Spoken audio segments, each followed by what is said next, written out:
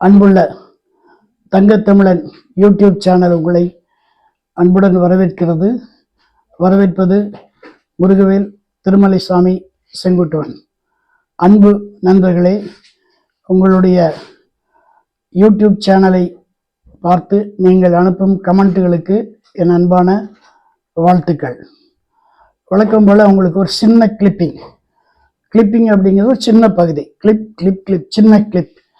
சின்ன கிளிப். அந்த கிளிப்புக்கு பின்னால் இருக்க 2 வார்த்தை, வாட் நெக்ஸ்ட், ரெண்டாவது ஃபர்கெட் த பாஸ்ட், நடந்ததே மறந்தது.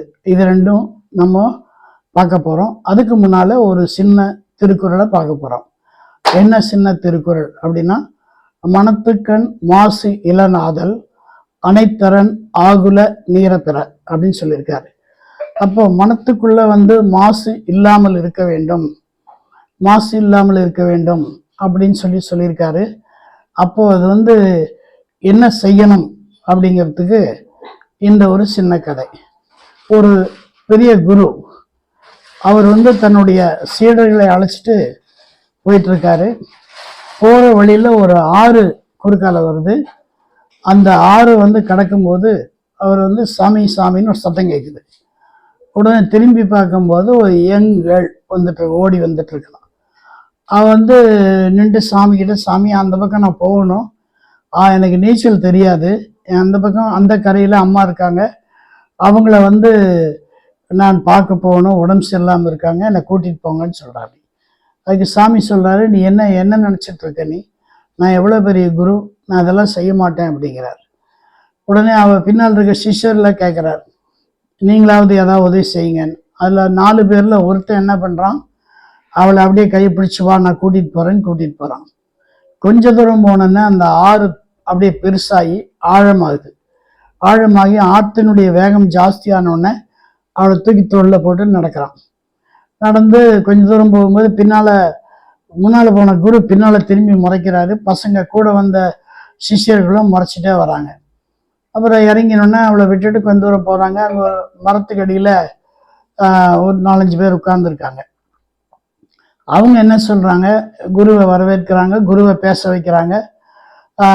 குரு ரொம்ப மன உளைச்சல் இருக்கிறனால அவர் தன்னுடைய சிஷ்யனை பார்த்து, இந்த மாதிரி நடந்தது, இவன்லாம் லாய்க்கு இல்லை அப்படின்னு சொல்லிட்டு இருக்கார். அதே மாதிரி மற்ற இருக்க 3 சிஷ்யர்களும் சொல்கிறாங்க.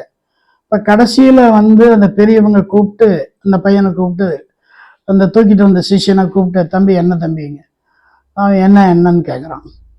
நீ என்ன பண்ணேன்னு, நான் என்ன பண்ணேன்னு அவன் கேட்குறான். இந்த மாதிரி என்ன நடந்தது ஆற்றுலன்னு கேட்குறான். அவன் எந்த ஆற்றுலன்னு கேட்குறான். ஆற்றுல ஒரு பொண்ணை நீ தூக்கிட்டு வந்தியான்னு கேட்டான். எந்த பொண்ணை தூக்கிட்டு வந்தேங்கிறான் அவன். என்ன நீ இப்படி பேசிட்டு இருக்கேன்னு, என்ன நீ இப்படி கேட்டுட்டு இருக்கேங்கிறான். இப்படியே வார்த்தை தடிச்சு போய் கடைசியில் குரு கேட்குறாரு, ஏண்டா நான் வரும்போது சொன்னேன் கேட்கல, நீ வரும்போது அந்த பொண்ணை தூக்கிட்டு வந்தே இல்லை அப்படின்னு நான் குரு கேட்குறான். ஆடா மட குருவே, அந்த பொண்ணை நான் அங்கேயே இறக்கி வச்சுட்டு வந்தேன், நீ இன்னுமா தூக்கிட்டு இருக்க, இன்னுமா சுமந்துட்டு இருக்க, இன்னும் அது நான் இறக்கி வச்சதோட என்ன சுமை முடிஞ்சது, அந்த சுமையை நீங்க தாண்டா தூக்கிட்டு வந்திருக்கீங்க, நீங்க தாண்டா மடகுரு அப்படின்னு சொல்லிட்டு அவன் பாட்டுக்கு நடக்க ஆரம்பிச்சிடறான். அப்போ இதுல இருந்து என்ன தெரியுது அப்படின்னு சொன்னா, அந்த மனசில் இருக்க அழுக்க அவன் தொடச்சி எடுத்துட்டான், வச்சதோட அவன் பாரம் தீர்ந்தது. இவங்க 3 பேர் சுமந்துட்டு வந்ததுக்கு அவன் எப்படி பொறுப்பாவான்?